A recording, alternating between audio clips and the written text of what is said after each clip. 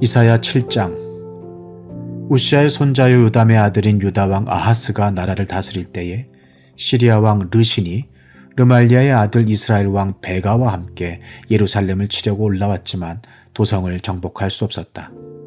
시리아 군대가 에브라임에 주둔하고 있다는 말이 다윗 왕 시대 전해지자 왕의 마음과 백성의 마음이 마치 거센 바람 앞에서 요동하는 수풀처럼 흔들렸다.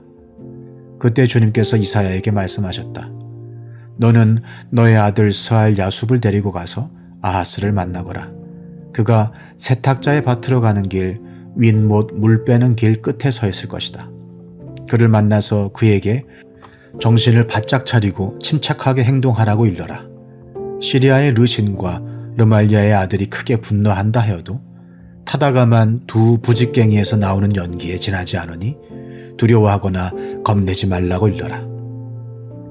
시리아 군대가 아하스에게 맞서 에브라임 백성과 그들의 왕 르말리아의 아들과 함께 악한 계략을 꾸미면서 올라가 유다를 쳐서 겁을 주고 우리들에게 유리하도록 유다를 흩어지게 하며 그곳에다가 다브엘의 아들을 왕으로 세워놓자고 한다.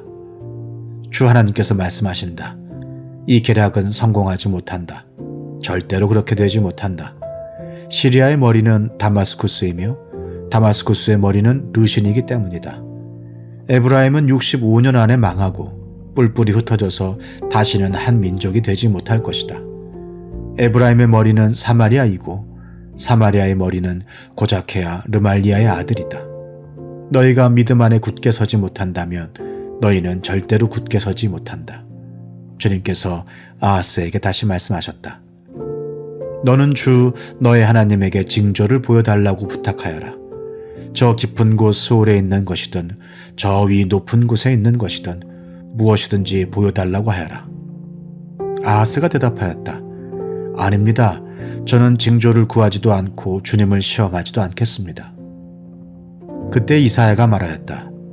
다윗 왕실은 들으십시오. 다윗 왕실은 백성의 인내를 시험한 것만으로는 부족하여 이제 하나님의 인내까지 시험해야 하겠습니까? 여러분 안녕하세요. 속회공과 6과의 말씀 우리 함께 오늘 나누도록 하겠습니다. 자, 오늘 본문의 말씀은요. 남유다 아하스 왕 시대를 배경으로 하고 있는 말씀입니다. 자, 오늘 말씀을 좀 더 정확하게 이해하기 위해서는 약간 당시 상황에 대한 이해가 필요한데요. 우리 앞에 지도 보면서 제가 설명드리도록 하겠습니다. 자, 먼저 이 당시에는요. 아수르가 제국으로 있는 시대였어요. 그러니까 아수르가 지금 제국으로 영토를 계속해서 확장하고 있는 시대입니다. 여러분 앞에 지도 보시면 왼쪽 중앙 조금 밑에 흰색으로 표시된 지도가 있습니다. 그 흰색 지역이 바로 남유다입니다. 그리고 흰색 지역 남유다 바로 위에 빨간색으로 표시된 지역이 있죠. 거기가 북이스라엘이에요. 그리고 빨간색으로 표시된 북이스라엘 위에 제가 검은색 동그라미를 쳐놨죠. 그 검은색 동그라미를 쳐놓은 그 지역이 시리아가 있는 지역이에요. 그리고 시리아 위에 녹색으로 된 지역이 지금 아수르가 영토를 확장하고 있는 지역입니다. 그러니까 여러분 지금 아수르가 제국으로 영토를 확장하고 있는데 바로 그 밑에 있는 시리아가 얼마나 불안하겠어요? 그리고 시리아 밑에 있는 북이스라엘도 불안한 거잖아요. 그래서 시리아와 북이스라엘이 연합했습니다. 연합해서 북쪽에 있는 아수르를 견제하려고 했던 거예요. 그리고 시리아와 북이스라엘이 연합하고 남유다도 함께 연합할 것을 제안합니다. 그러나 남유다는 이 제안을 거절해요. 그러면 남유다가 하나님을 의지했느냐? 그것이 아니고 남유다는 이때 아수르 친화 정책을 벌입니다. 아수르에게 사신을 보내고 아수르에게 막 물질을 바쳐요. 그러자 시리아와 북이스라엘이 연합해서 자기와 동맹을 맺지 않은 남유다를 공격하러 내려오는 상황이 오늘 본문의 상황인 거예요. 자, 오늘 본문 1절 말씀 보니까요. 1절 후반절. 시리아 왕 르신이 르말리아의 아들 이스라엘 왕 베가와 함께 예루살렘을 치려고 올라왔지만 시리아와 이스라엘이 지금 남유다 예루살렘을 공격하려고 올라온 거예요. 이런 상황인 거예요. 자, 그리고 이렇게 북이스라엘과 시리아가 연합해서 공격하러 온다는 소식을 남유다의 아하스가 전해 듣게 됩니다. 2절 말씀 볼까요? 시리아의 군대가 에브라임에 주둔하고 있다는 말이 다윗 왕실에 전해지자. 자, 시리아의 군대가 에브라임에 주둔하고 있어요. 여기 앞에 지도를 보시면 에브라임은 북이스라엘의 지파 중에 하나예요. 그러니까 시리아의 군대가 에브라임에 주둔하고 있다는 말은 지금 시리아의 군대가 남유다를 공격하기 위해서 북이스라엘에 집결해 있는 거예요. 이 소식을 다윗 왕실, 남유다가 전해 들었어요. 자, 그러자 어떻게 반응하는가? 2절. 왕의 마음과 백성의 마음이 마치 거센 바람 앞에서 유동하는 수풀처럼 흔들렸다. 여러분 이런 상황 있으신가요? 제가 질문 드릴게요. 바람 앞에 요동하는 숯불처럼 이렇게 마음이 흔들리는 위기를 경험한 적이 있습니까?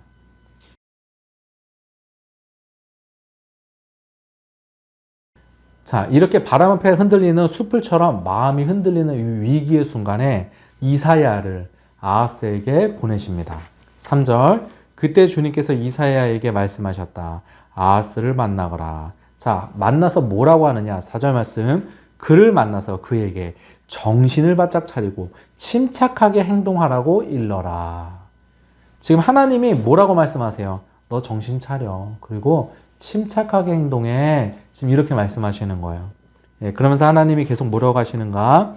시리아의 르신과 르말리아의 아들이 크게 분노한다 하여도 타담한 두 부직갱이에서 나오는 연기에 지나지 않으니 두려워하거나 겁을 내지 말아라 라고 말씀하시는 거예요. 자, 부직갱이가 뭔지 저도 요번에 좀 찾아보니까 아궁이에 불을 뗄 때 해집는 막대기가 부직갱이래요. 그러니까 막대기로 막 해집으면은 이 부직갱이 막대기에서 연기가 나잖아요. 그러나 연기일 뿐이잖아요. 금방 꺼지잖아요. 그러니까 이 말은 무엇이냐면은 저 시리아와 북이스라엘이 겉으로 볼 때는 무서워 보이지만 이 부직갱이 막대기처럼 연기만 날 뿐 힘은 발휘하지 못하니 너네 아무것도 아니니까 두려워하지 마. 지금 하나님이 남유다 아하스에게 두려워하지 말라고 지금 안심시켜주고 있는 상황인 것입니다. 5절 말씀 볼까요? 5절 하나님이 계속 말씀하세요. 시리아 군대가 아하스에게 맞서 에브라임 백성과 그들의 왕 르말리아의 아들과 함께 악한 계략을 꾸미면서 자, 적군들이 지금 악한 계략을 꾸민다는 거예요. 자, 근데 그 계략의 내용이 무엇이냐? 6절 말씀 보니까요. 올라가 유다를 쳐서 겁을 주고 우리에게 유리하도록 유다를 흩어지게 하며 그곳에다가 다부엘의 아들을 왕으로 세워놓자고 한다. 여기 지금 다부엘이라고 나오는데 이 다부엘은 시리아족 사람입니다. 그러니까 이 다부엘의 아들을 남유다의 왕으로 세워놓자는 말은 자기들이 조종하기 쉬운 사람을 왕으로 세우자. 꼭두각시 왕을 세우자. 이 말씀을 하는 거예요. 자, 이런 계략을 짜고 있다. 이 말씀을 하시면서 하나님이 뭐라고 하세요? 7절. 주 하나님께서 말씀하신다. 이 계략은 성공하지 못한다. 절대로 그렇게 되지 못한다. 적들이 이런 계략 세우고 있는데 이거 절대로 안 될 테니까 걱정하지 말아라. 성공하지 못한다. 하나님께서 지금 이렇게 말씀하시는 거예요.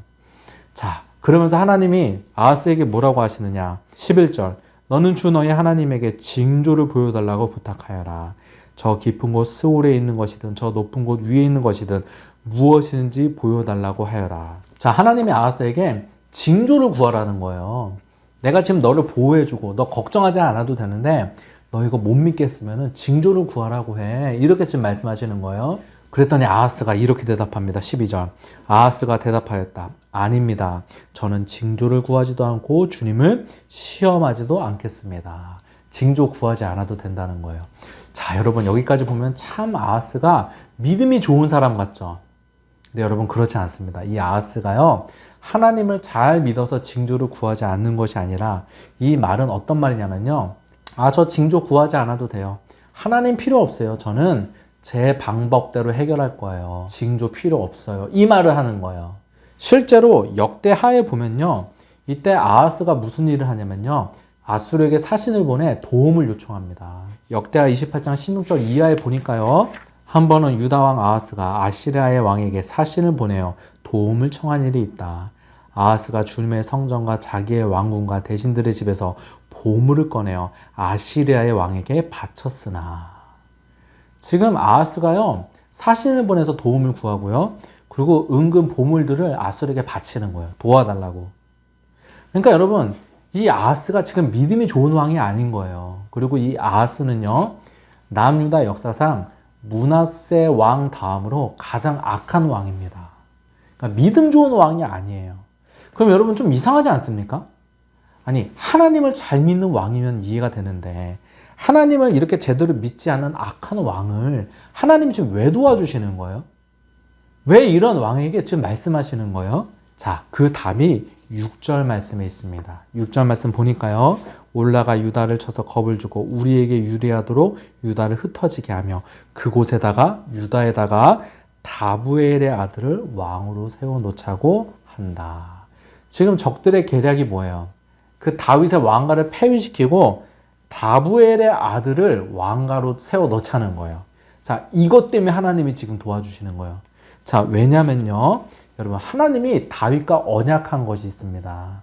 그것이 무엇이죠? 내 왕위가 영원할 것이라는 언약을 하셨어요. 사무엘하 7장 16절에 보니까요. 하나님이 다윗과 언약하시는 장면이에요.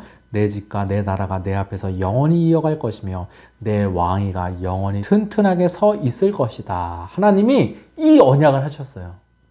자, 그런데 시리아족이 왕족으로 세워지면 하나님의 언약이 깨지는 거잖아요. 하나님의 언약을 지키지 못한 것이 되잖아요. 그래서 하나님이 다윗과 한 언약을 지키기 위해 오늘 본문의 아하스를 도와주시는 거예요. 자, 여러분, 우리가 믿는 하나님 어떤 하나님이죠? 우리가 믿는다고 했을 때 우리의 믿음의 대상 되시는 하나님에 대해서 알아야 되거든요. 여러분, 하나님 어떤 분이시죠? 우리가 믿는 하나님은요, 언약을 성취하시는 하나님이십니다. 하나님은 우리와 한 언약, 우리에게 한 약속의 말씀을 반드시 이루시고 성취하시는 분이심을 여러분 믿으시기 바랍니다. 여러분, 그래서 우리가 붙들어야 할 것이 있는데요. 어떠한 상황과 어떠한 환경 속에서도 이루고야 마시는 하나님 말씀, 언약을 붙들어야 되는 것입니다. 이찬수 목사님이 섬기는 분당 우리 교회에 무용을 전공한 고등학교 2학년 학생이 있었다고 합니다. 그런데 이 학생이 어느 날 뇌종양 판결을 받았다는 거예요. 여러분, 고등학교 2학년인데 뇌종양 판결 받으면 정말 절망적이지 않습니까? 그러나 그 아이는 어머니와 무용 선생님이 끊임없이 말씀으로 권면하면서 선포해 주었다고 해요. 그 말씀이 무엇이냐? 이사야 43장 1절 말씀입니다. 야곱아, 너를 창조하신 여호와께서 지금 말씀하시느니라. 이스라엘아, 너를 지으신 이가 말씀하시느니라. 너는 두려워하지 말라. 내가 너를 구속하였고 내가 너를 지명하여 불렀나니 너는 내 것이라. 이 말씀을 계속해서 선포하고 들려주고 이 말씀을 붙들게 했다는 거예요.